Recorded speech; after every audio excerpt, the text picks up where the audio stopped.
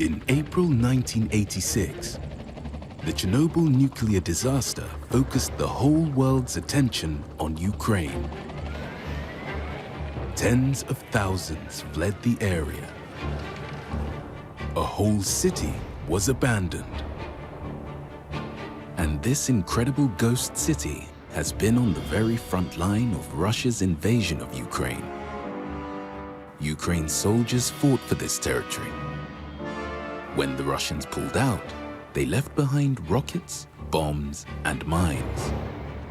And Ukrainians believe they've now discovered vital evidence showing who was responsible for the disaster more than 30 years ago.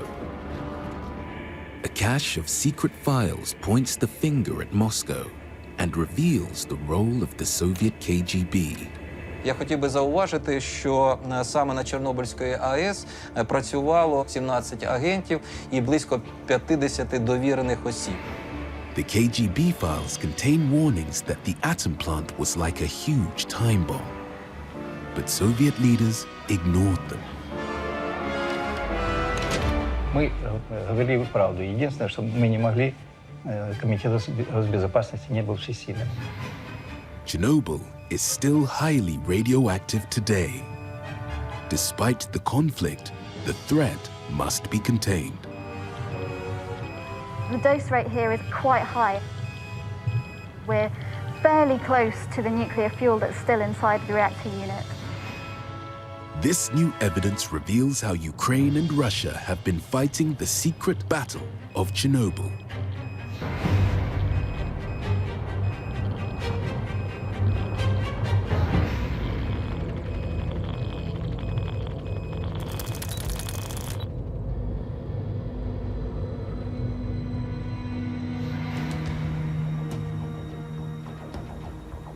Chernobyl was the horror story that scarred an entire generation. An explosion and nuclear meltdown.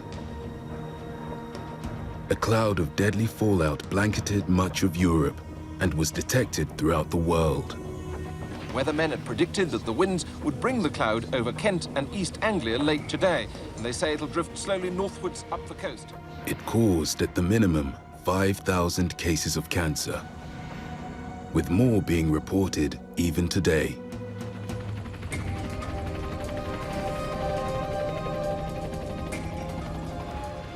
The decontamination effort required 500,000 workers and helped bankrupt the Soviet Union.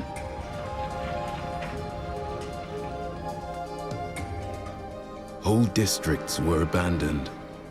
Farmhouses lie derelict, any crops still too dangerous to eat. And Chernobyl was a disaster which must haunt Russian leader Vladimir Putin, the former KGB man, even today. It was the explosion at the atom plant and Soviet attempts to hide the truth which first set Ukraine on the path to independence.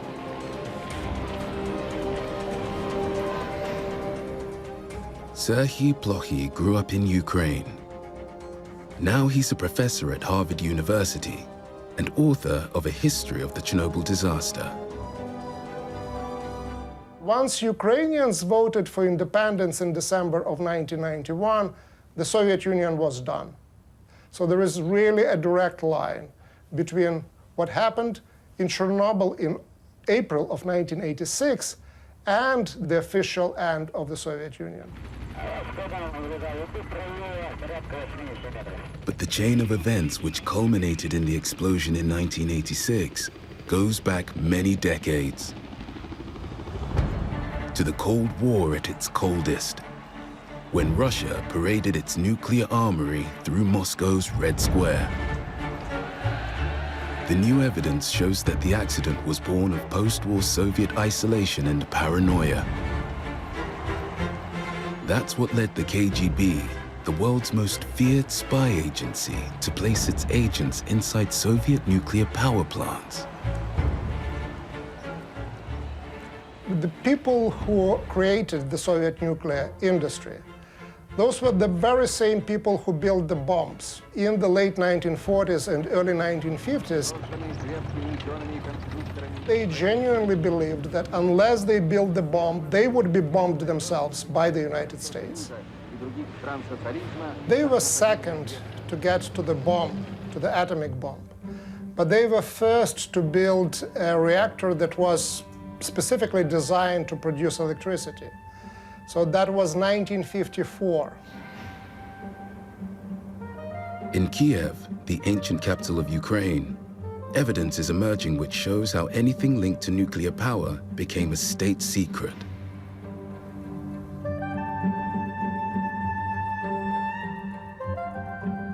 Inside the dusty archives of Ukraine's secret police, a historian has been allowed access to the top secret archives of the former KGB, including their files on Chernobyl.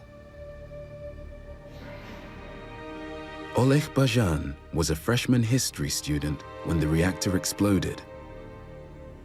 Like many Ukrainians, he felt the true story of the disaster had been hushed up.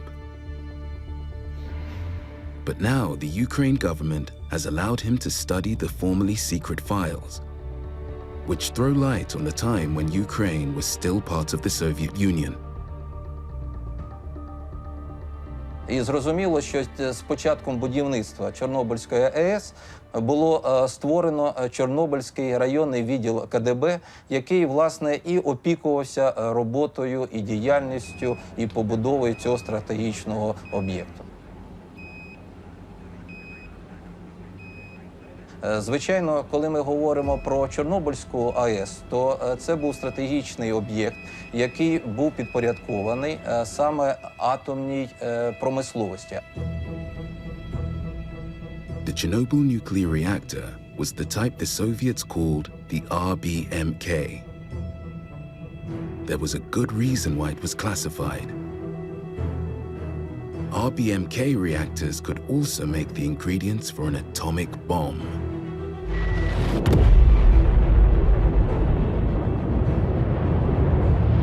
It was top secret in terms of the design because it was a dual-purpose reactor that was used to produce electricity but could be used to produce plutonium or weapon-grade uranium. That's why it was all covered by secrecy. The government body that developed the first RBMK reactor was the ministry responsible for Soviet nuclear bombs. So Chernobyl, from that point of view, it's a sad irony. It almost was designed to explode.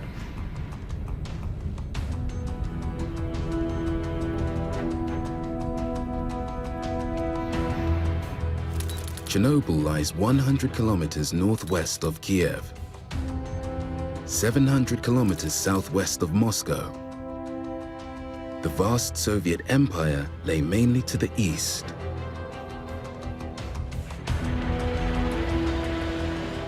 In 1970, the Soviets chose a remote area that had been nothing but farmlands as the site for the power plant.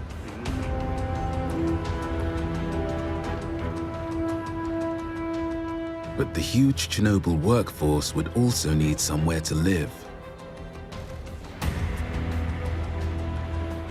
The city of Pripyat, specially built to support the nuclear plant, numbered 50,000 citizens at the time of the disaster.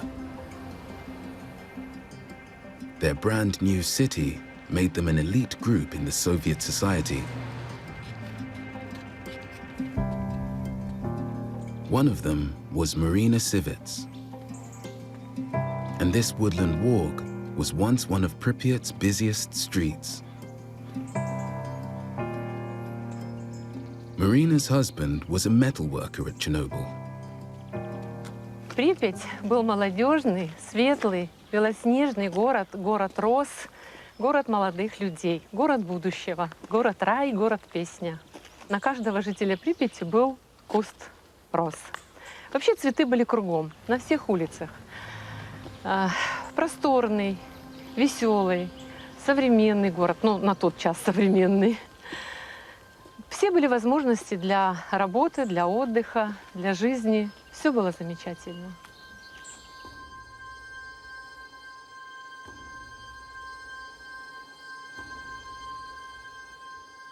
Pripyat had grown in line with the power plant. First 1 reactor, then 2, 3, and 4.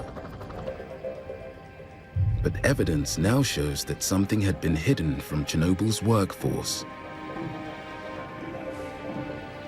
A design flaw inside the reactor, known only to a small group of scientists, meant that Chernobyl was in reality a giant time bomb.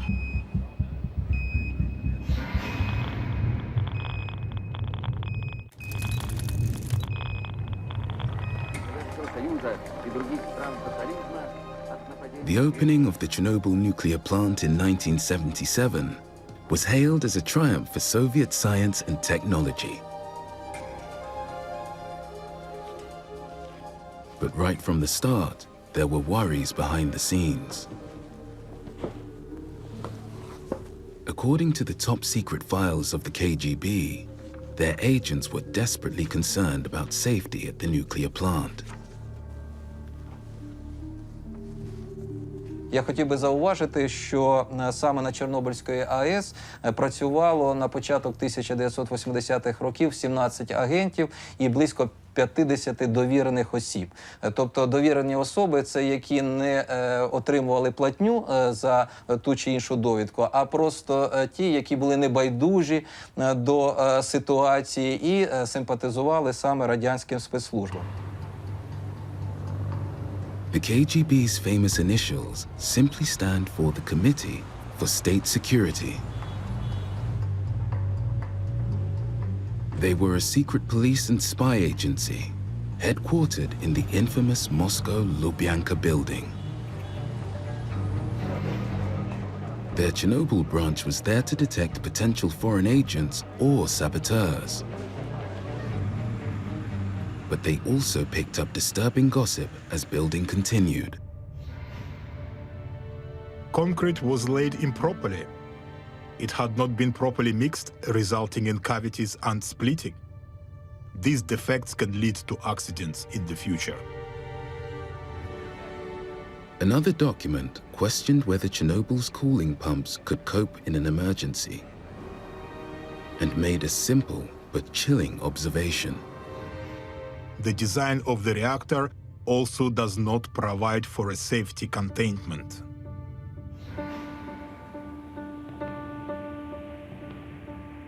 Dr. Claire Corkill is a British scientist who has studied the Chernobyl disaster. She agrees with the concerns of the KGB. The RBMK reactors were extremely popular, and that was because you could build them fairly cheaply and you could operate them pretty much non-stop. And for that reason, they were built all over the Soviet Union. Now, one of the main things that you can see on these reactor units is that there's no real containment building. You can just see a thin outer shell. Most Western reactors have some kind of very thick concrete containment. A secret KGB report from 1983 listed 3 Soviet nuclear plants built without a concrete safety shield. The Leningrad, Kursk, and Chernobyl nuclear power plants are currently the most dangerous in terms of their further operation, which may have threatening consequences. The same report pointed to Chernobyl's lack of an emergency cooling system if the primary system ruptured. Without that, it said, at the epicenter of the accident, radioactivity will be 60 times higher than it was during the explosion of atomic bombs in Hiroshima and Nagasaki. It wasn't only the design which worried the KGB. Комітет держбезпеки підрахував кількість аварій, які мали місце у період з 1979 по 1982 роки. 27 аварій і декілька десятків – це зупинок атомної електростанції. radioactive particles have been discovered 5 kilometers away from the plant. They pose the greatest danger, since if they enter the human body, they can cause serious illness. Як виявилося, що саме ця доповідна записка буде відправлена до Москви, але там ніяк не відреагували. The KGB's network of spies, secretly eavesdropping among the 5,000 nuclear workers, meant they missed nothing. A scheme to make money using the warm but oftentimes radioactive reactor cooling water to grow fish to sell at market also broke the safety rules. Спецслужби б'ють в набат, що ця риба є, по суті, шкідливою для людського організму, тому що у ставку охолоджувачу вода є забрудненою радіоактивними відходами, що в такий спосіб не можна заробляти і робити певний бізнес. The KGB's top-secret memos kept arriving in Moscow, but no one there was listening to their growing alarm. Мы говорили правду. Единственное, что мы не могли, комитет госбезопасности не был всесильным. Понимаете? There was no appetite high up to halt work or revise procedures because the bosses had production quotas to meet. The general managerial culture in the Soviet Union comes from the 1930s under Stalin, where either you meet the target or you can be accused of being a saboteur and go to prison. The KGB had spelled out the problems. Chernobyl was badly designed, badly built, badly operated. But what happened to unleash the disaster? The science of nuclear energy is complex. The principle behind it perfectly simple. Chernobyl's RBMK reactor was no different from any other in its basic design. A continuing controlled nuclear reaction inside tubes in the reactor core generates a massive amount of heat. This heats the water in another set of tubes. The water turns to steam, which drives the turbines to make electricity. There's absolutely no difference between a coal-fired power station and a nuclear-fired power station, except for where you get the energy from. So when you split an atom of uranium, you get about 1 million times more energy than you would get if you burned a carbon-carbon bond in coal. After that point, the heating of the water from that energy that's released and the turning of the turbines to create electricity is exactly the same in a coal power station as it is a nuclear power station. But harnessing the most powerful force in nature requires constant monitoring and managing. Also inside of the reactor, we have what's called control rods. These are really important. These are like the brakes on the nuclear reactor. They slow down the nuclear reaction so that we can have some control over how much energy is being released. These control rods, inserted from the top of the reactor, reduce the heat emitted by the uranium. Withdraw them, and the heat builds back up again.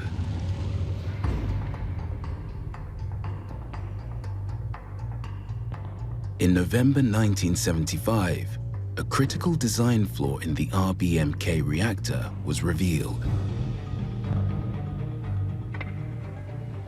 I'm stood right on top of an RBMK reactor, Chernobyl reactor unit number 3, which is identical to the one next door, Chernobyl reactor 4, which exploded.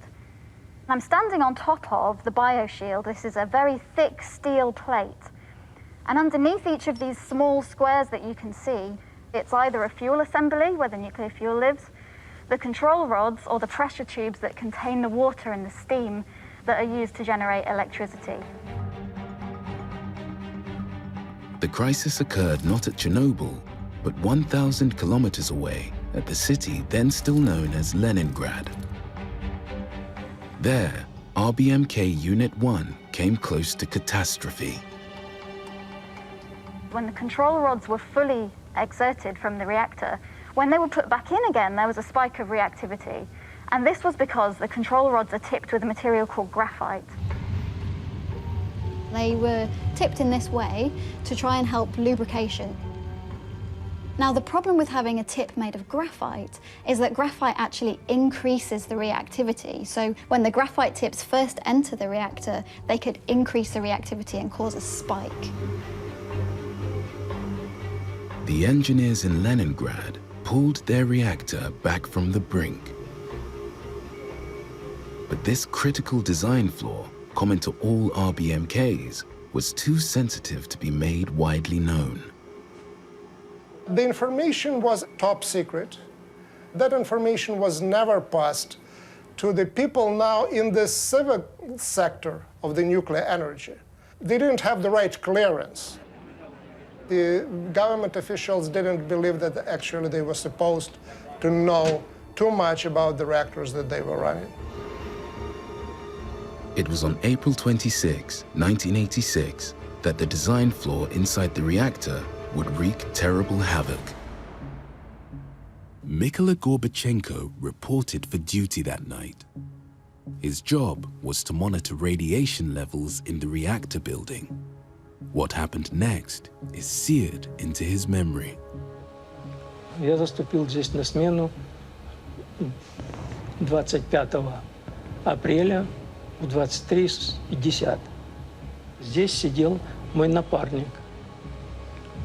Я там стал в тени, и произошел взрыв. Сколько-то секунд, может 10 терять. Второй взрыв, свет погас. С того вентиляционного приточного люка понесло черную пыль. Эту дверь у нас раскрыла на коридор. Moments before, the crew of Control Room 4 had been carrying out a scheduled reactor shutdown test. The explosion came as they began the shutdown procedure. This deployed all of the control rods. The insertion of those graphite-tipped control rods caused a huge increase in reactivity, and that ultimately led to the nuclear reaction running away.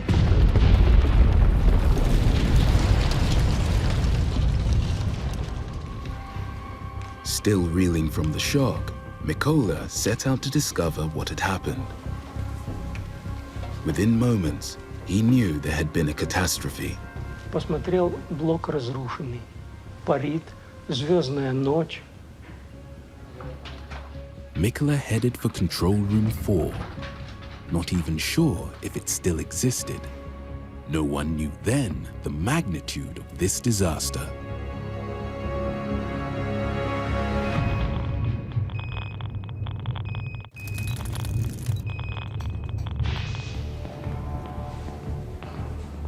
For years, KGB agents inside the Chernobyl power plant warned that a terrible accident was likely. On April 26, 1986, their warnings were proved correct. Reactor number 4 exploded, destroying the building in which it was housed. Because of radiation levels in the wrecked space of Control Room 4, it's still only safe to remain there a short time. Mykola Gorbachenko made his way there, in the chaos following the explosion. Светилось, звенело. Я доложил начальнику смены Акимову за обстановку, что это. Дятлов тут, Анатолий Степанович был, он не поверил. Я говорю, что разрушено все это самое. Он не поверил. Mykola went in search of casualties. He and a colleague came upon a body. Живой нашли. Лежит на боку кровавая пена со рта. Руки, ноги целые, ты в сознании, но он кивнул головой, да. За руки его подмышка оказалась на моей, я на плече, а рука по спине туда так и след остался тоже.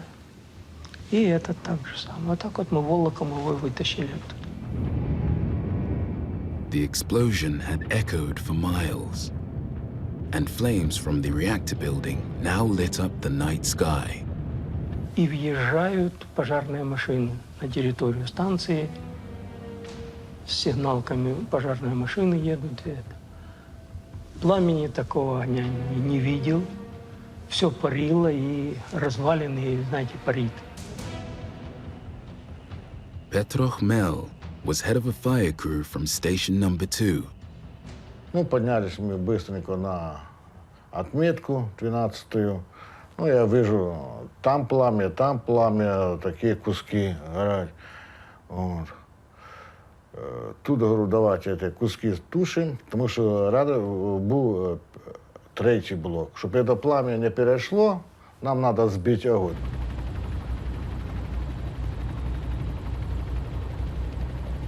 А коли вже було часа 5, разведнилось, я посмотрел на эту крышу мазала, то, конечно, самого передернулось. Думаю, как мы не провалились туда вниз вообще.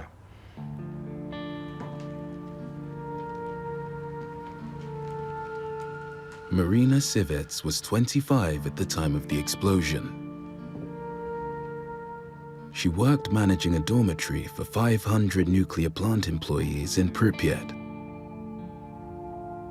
Вот где-то часов 5 утра дежурная поднялась ко мне в комнату, разбудила, сказала, что на станции авария, ну, нужно выходить, и, в общем-то, всех собирают внизу. Ну, что-то конкретно так и никто не объявил. Просто сказали, вот авария технологическая, про ядерный взрыв никто еще не говорил.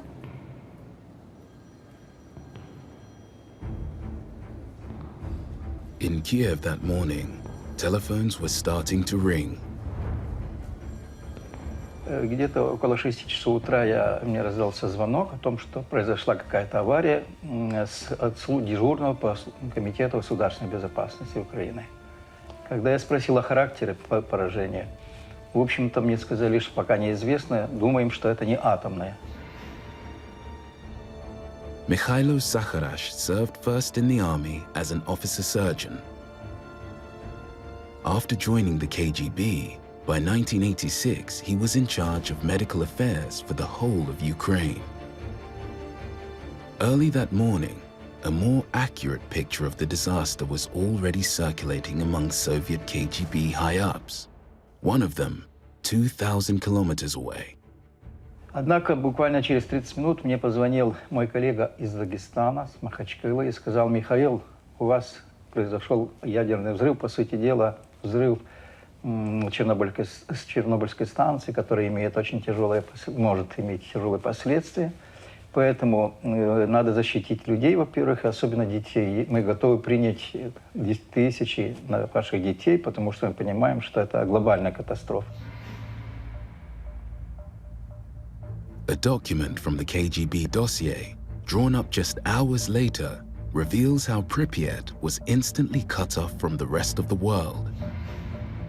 In order to prevent information leaks, the spreading of false panic and rumors, outgoing mail and long-distance phone lines are now under control.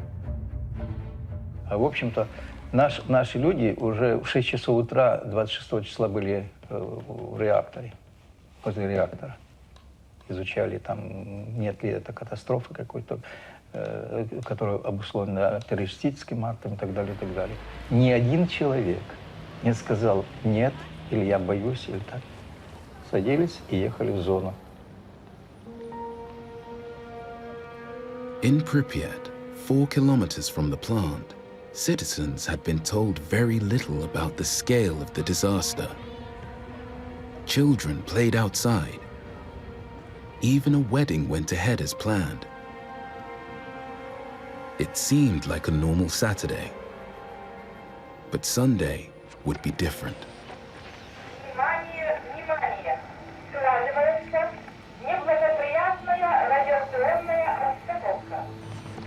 А 27-го, где-то перед обедом, вдруг радио, значит, включилось радио местное, и диктор местного радио начала объявлять периодически: что на станции произошла технологическая авария.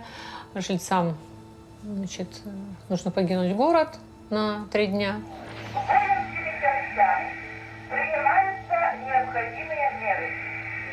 Я взяла бутерброды и пошла. Думаю, на 3 дня. Ну, где-то мы остановимся, переждем и вернемся. 49,000 people were herded aboard a fleet of more than 1,000 buses. 36 hours after the explosion, Pripyat was deserted.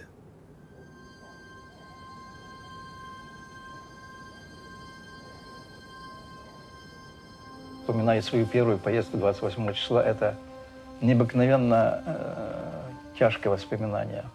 По пути я обратил внимание на то, что ни одного живого существа. И когда я ехал и видел, где-то белье висит постиранное ранее, и так.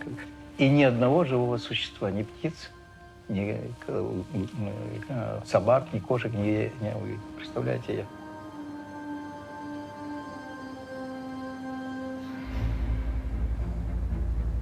If the people of Pripyat were told very little, the rest of the world had been told nothing at all.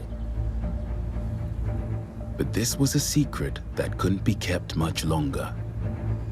As the KGB warned, the lack of a blast-proof shell proved disastrous when the explosion came. That lifted this steel plate clean off the reactor, through the reactor roof.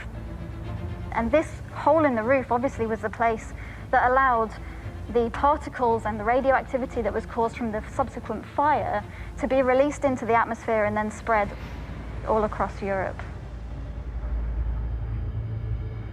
Winds blowing from the south carried the radioactive cloud far beyond Ukraine's border. The first news came not from Moscow. It came from Stockholm. On Sweden's east coast stands the Forsmark nuclear power station. Like all such installations, it's filled with radiation monitors to check whether its workers have been in contact with dangerous radioactive particles. On April the 28th, 2 days after the blast, an early arrival was chemist Cliff Robinson. I came there quite early in the morning, before anyone else, almost, so to say. And I had a habit of eating breakfast there, and then afterwards I used to brush my teeth. And at this washing room, to get out from it, you had to pass a radiation monitor. And the alarm rang. And I didn't understand anything because I hadn't even been inside the controlled area. Before they could even explain these first alarms, the crisis escalated. There was a huge line of people standing there and nobody could get through. The alarm just rang all the time. The workers had been contaminated, not by anything inside the nuclear plant, but by something on the outside. I asked one of the guys standing there, can I borrow your shoe? And I took the shoe with me to the lab and put it on a detector, and I will never forget the sight of gamma-emitting nuclides from this shoe. Very radioactive. Suddenly the alarm went. They evacuated the whole power station. By lunchtime, a scientist in Stockholm had begun analyzing wind and weather data to locate the source of the nuclides on that shoe. We had a meteorological system running, which made us in a fantastic situation to immediately tell what it was. We could see a track where the radioactivity had come from, because we had just to look into our computer and all the thing was there. In the beginning, we thought it came from Lithuania, but the track continued backwards to Chernobyl.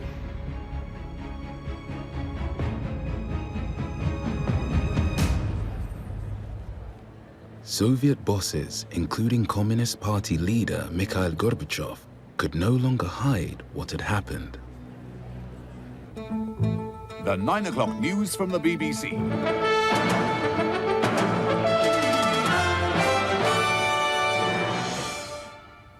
Good evening. The Soviet Union admitted this evening that there's been an accident at one of its nuclear power stations, and it said there'd been casualties.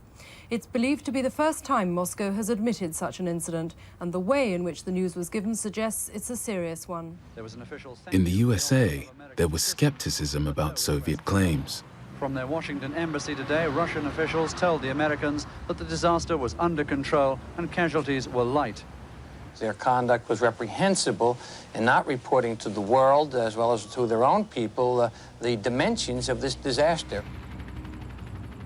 Within 24 hours, a top-secret CIA memo predicted the political fallout for the rulers of the Soviet Union. If there is widespread death, illness, and dislocation, this event will be a severe psychological blow to the Gorbachev regime and its gospel of optimism. The report was very insightful. They were talking about the impact on the Soviet economy in general and on the Soviet standing in the world. The fact that they were silent for 3 days was one more proof for people like myself who lived at that time in Ukraine, that of course they're lying. The Chernobyl disaster was now making world headlines. But the Soviet news blackout meant Ukrainians could only trade rumors of what was really happening. And now the regime would act to shut those rumors down.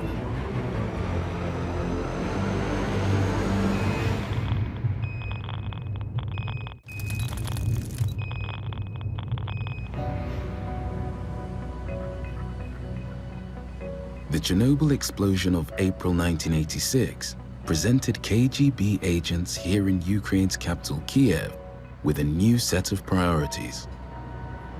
To discover what citizens knew of the disaster 100 kilometers to the north, who was saying what, and to who. Target Jester, in conversation with his wife, said that martial law is established in the region. People are being shot on the spot for looting. Rumors like those were completely groundless, but in the absence of believable official information, they spread like wildfire. Everyone felt that they were affected.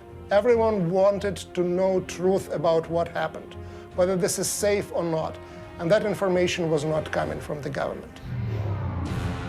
Target Golda, in conversation with her daughter, said, "We have hundreds, thousands perish, and human life has no value."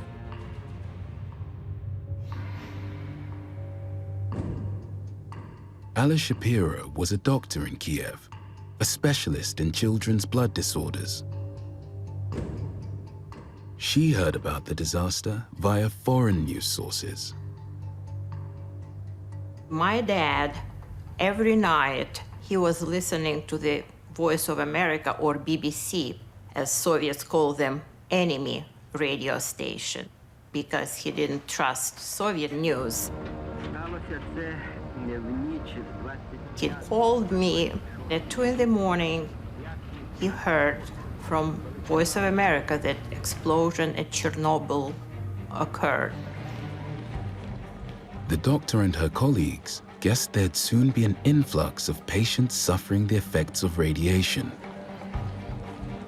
But they got no official briefing. In fact, the information the medics needed had been quickly hidden away. We were absolutely desperate to get any information. The professor from the clinic where I worked asked me to stop at the National Medical Library and gather just basic knowledge about radiation.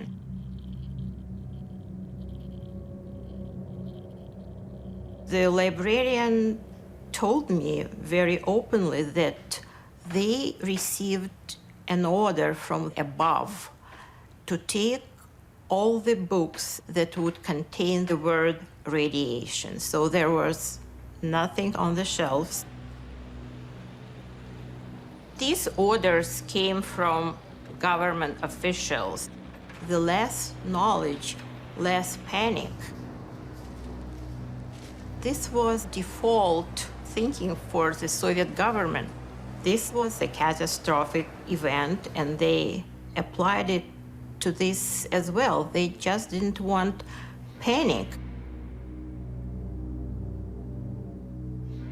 But the KGB files reveal how the information vacuum turned out to be the best place for panic to develop. There were thousands of foreigners in Kiev, many staying in approved hotels, and the KGB had them under surveillance. Йшлося про те, що туристи вже довідалися про те, що Київ потрапив у зону радіоактивного зараження. І багато хто із іноземних туристів просто-напросто прагнули полишити місто Київ. Але спецслужби все робили для того, щоб ці панічні настрої, які панували серед іноземців, їх ліквідувати. One of the Americans targeted by the KGB was 27-year-old Hank Birnbaum from Idaho, leader of a group of American and British students. He was at the Mir Hotel, where the KGB eavesdropped on his safety briefings to the students. At 6 p.m. of the same day, he gathered the group at dinner and misrepresented the information received during his talk with the chairman of the bureau, Comrade N.I. Kushner. Hank Birnbaum is now 62 and lives in California. He didn't know the KGB had a file on him. He hid from participants of the courses the fact that there was no danger and misrepresented the information received during his talk with the chairman of the bureau, Comrade Kushner. As a result of the heated debate, 50 people voted to leave the USSR. Those were kind of pointed charges. I would think I made an effort to represent the different perspectives, but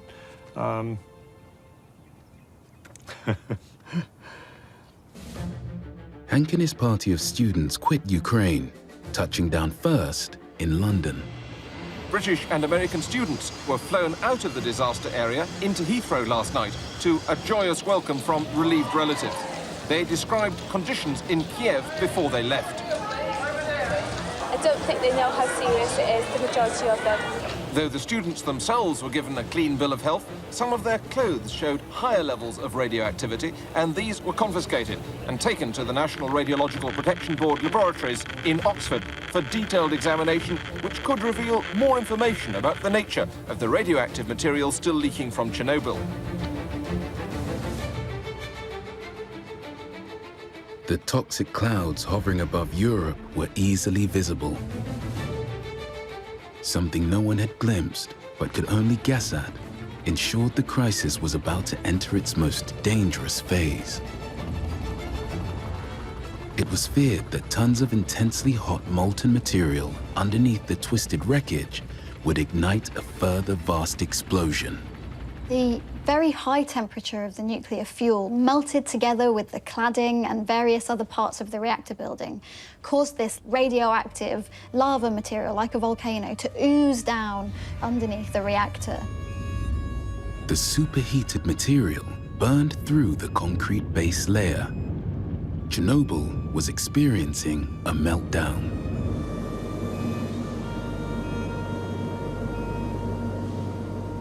Dr. Corkill's team have replicated the Chernobyl lava to understand what happened inside the damaged reactor. It's a substance known as corium, minus only the deadly radioactivity. What we've done is melt some uranium and concrete and those other materials that were inside the reactor.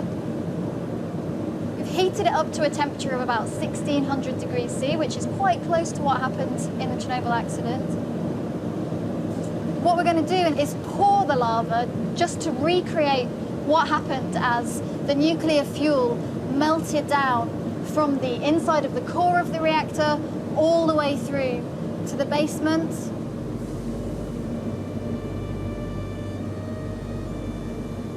You can see it forming some bubbles there.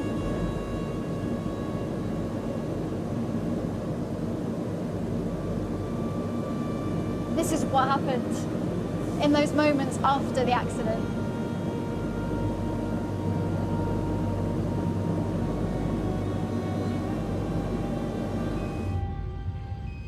Directly underneath the reactor lay a reservoir of 20,000 tons of water, kept there for emergency cooling. But now this water could itself act like the explosive in a giant bomb. There was a real concern at that stage that this very high temperature material would hit the water and it would generate lots of steam, which then would have gone into the atmosphere and been spread very widely. Someone needed to enter the pitch-black reservoir chamber and open the water valves. Someone ready to put their life on the line. Outside, radiation was beginning to spread across an entire continent. The KGB had failed to prevent the disaster. Now, if this suicide mission failed to prevent a second explosion, the result would be a catastrophe on a truly global scale.